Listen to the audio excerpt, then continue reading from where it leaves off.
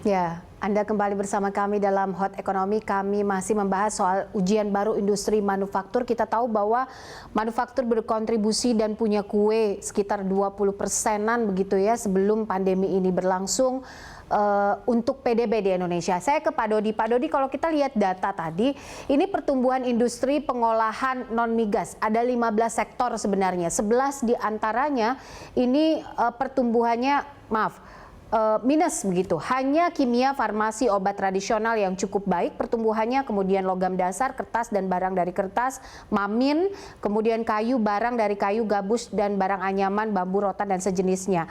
Nah, sementara industri lainnya ini terkontraksi sangat jauh. Apa yang menyebabkan terkontraksi sangat jauh?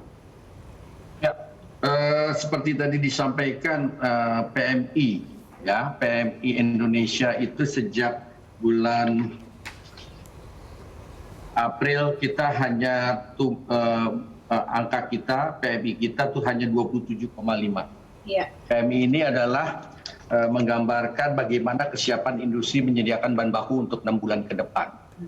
Ya, kalau misalnya terlihat pandemi terus dia menurun, ini data-datanya Mbak Popi ini data-data kuartal 1. Ya betul Mbak Popi ya.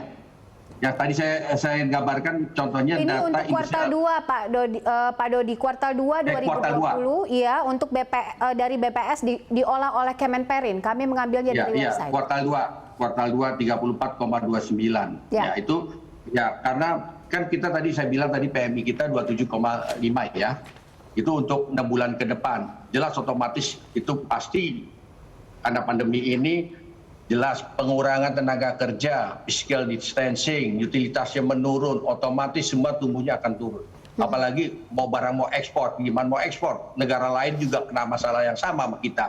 Boro-boro dia mau beli, boro-boro mau suplai bahan bakunya, boro-boro dia mau suplai pendukungnya kita juga. Itu pasti nggak akan mungkin terjadi kalau kita mengharapkan positif. Tapi perlu diketahui, yang tadi disampaikan juga bahwa Agustus ini PMI kita sudah 50,8.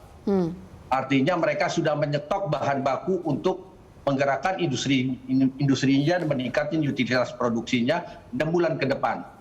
Dan ini juga saya dapat data dari Gaikindo, mereka sebenarnya berharap kondisi yang sudah mulai tumbuh ini, di mana kuartal 1 mereka terpuruk hingga minus 34%, mereka kemarin sebenarnya berharap nih, karena peningkatan pembelian sudah mulai ada dan mulai tumbuh.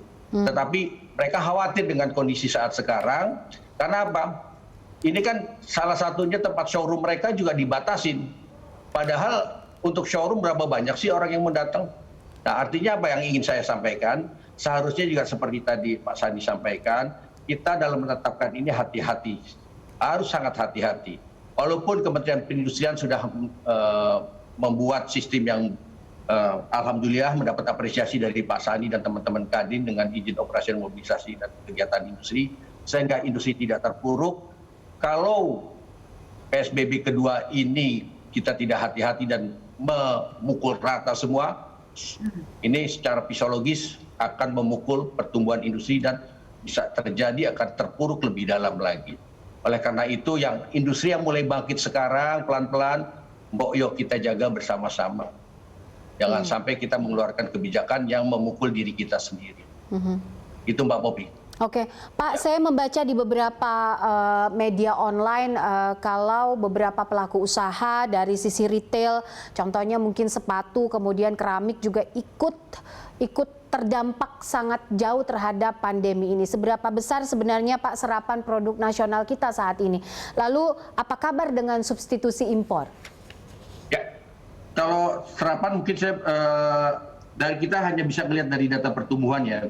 Tadi kayak saya dari otomotif jelas minus sampai 34. Bayangin minus 34, utilisasi sekitar 35% yang data yang saya miliki. Itu benar-benar menggambarkan industri ini benar-benar terpuruk. Kalau tadi pakaian jadi itu minus 14,23%. Nah, pandemi ini memberi pelajaran kepada kita semua, ya baik ekonom, baik industriawan, menjadi pelajaran buat kita dan kita bisa melihat contohnya pada saat kemarin kita boro-boro mencari ventilator aja susah. Dari ventilator aja susah. Nah, artinya pelajaran yang paling kita dapat selama pandemi ini adalah salah satu adalah kedalaman dari pohon industri yang kita miliki. Ya, kedalaman pohon industri itu sangat membuat kita membuka mata. Yang paling contoh satu lagi adalah terkait dengan industri farmasi dan alkes. Ya, tadi ventilator ada alkes. Farmasi itu selama ini kita hanya bergantung dari bahan baku impor. Dan moga-moga dengan pandemi ini kita ke depan akan mencoba untuk memenuhi semua kebutuhan bahan baku dari dalam negeri dengan kemampuan dari lokal endowment kita, misalnya dari bahan baku yang berbasis herb kita, yang menghasilkan obat-obat tradisional yang tentunya dengan teknologi yang lebih maju menjadi sebuah bahan baku obat ke depannya. Itu Mbak Poppy. Nah, bagaimana sekarang kita dengan substitusi impor?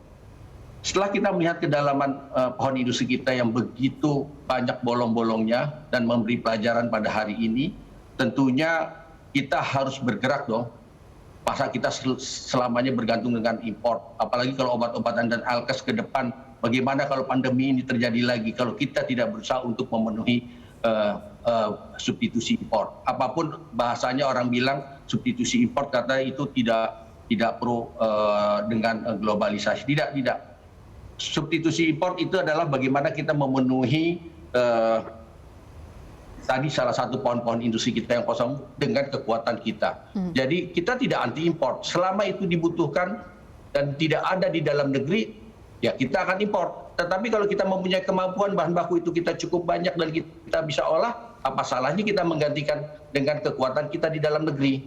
Jadi tolong jangan dipersepsikan negatif substitusi impor kita. Artinya substitusi impor dalam pelajaran dari pandemi ini adalah bagaimana kita mencukupi kebutuhan itu dengan lokal endowment kita dan kemampuan kita di dalam negeri. Itu Mbak Poppy.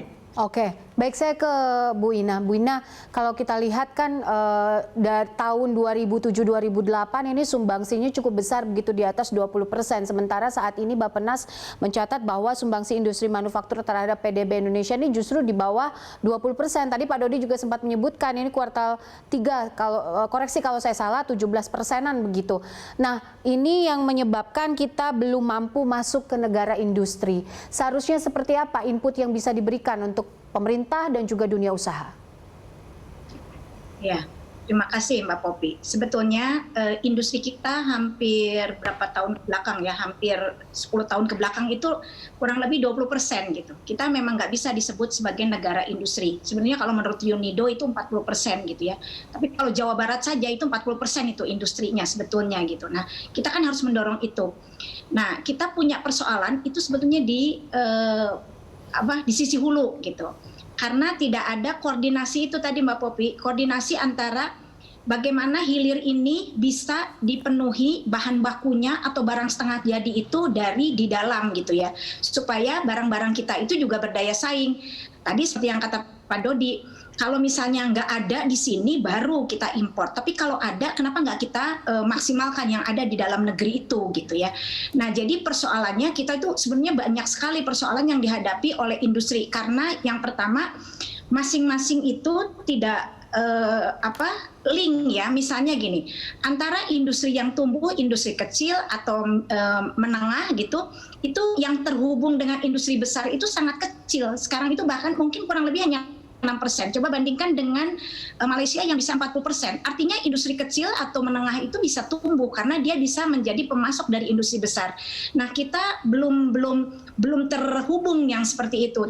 Belum ada linkage. Nah, sehingga begitu ada pandemi ini kelihatan bolong-bolongnya. Oh, ternyata karena import nggak bisa, kemudian baru terlihat ini tidak bisa dipasok, yang ini tidak bisa dipasok karena itu semuanya dari impor. Nah, itu tadi yang kata Pak Dodi, itu sebenarnya ada peluang. Jadi saat ini tuh ada potensi, ada peluang bagi industri dalam negeri untuk bisa memberdayakan industri kecil yang ada, industri kecil menengah yang ada. Mungkin itu mereka karena tidak terdata, mereka tidak tahu mau kemana gitu ya, sehingga memang tidak terhubung.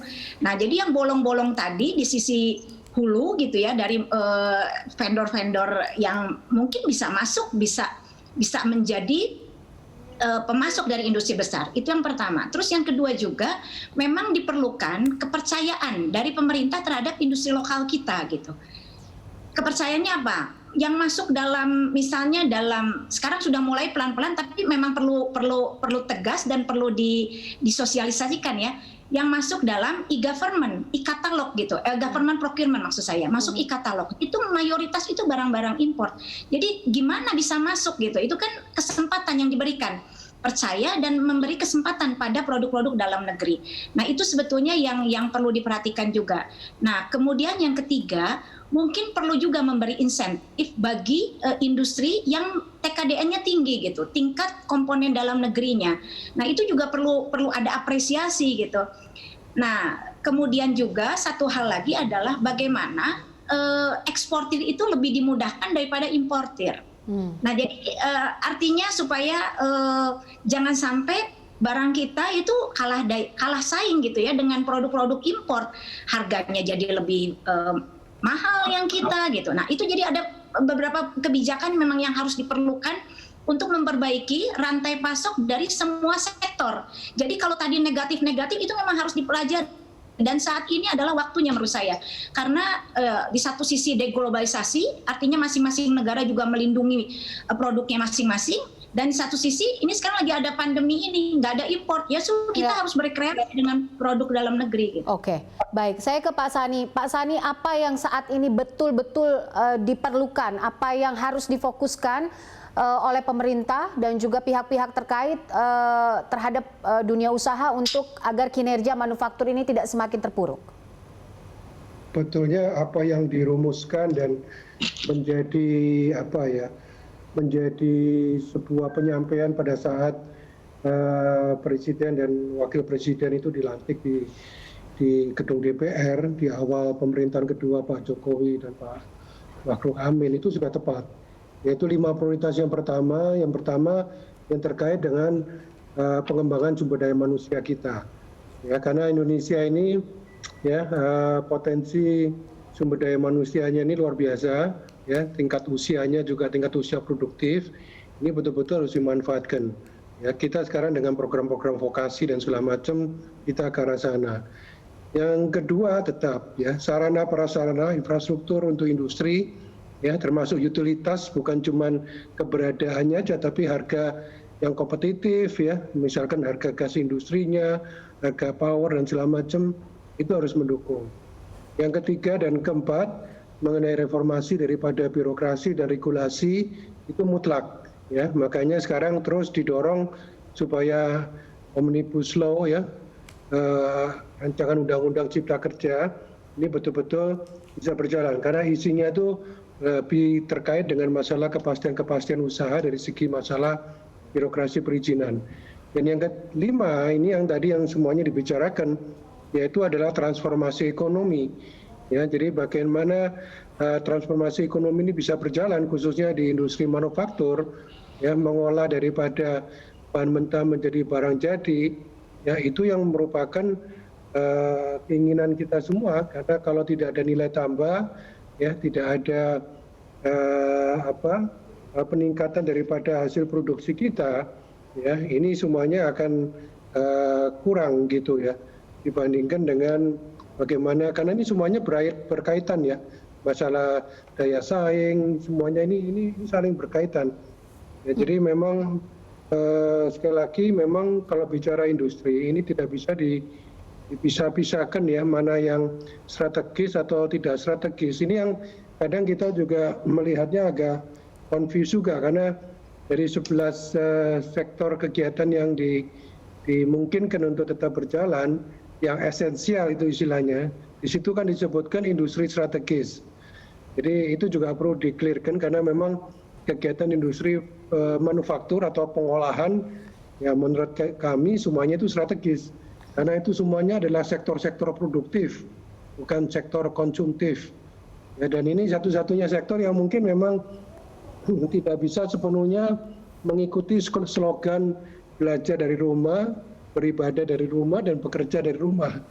Mungkin yang kaitannya dengan sektor pendukung industri yang sifatnya administrasi, ya itu mungkin bisa dilakukan di rumah.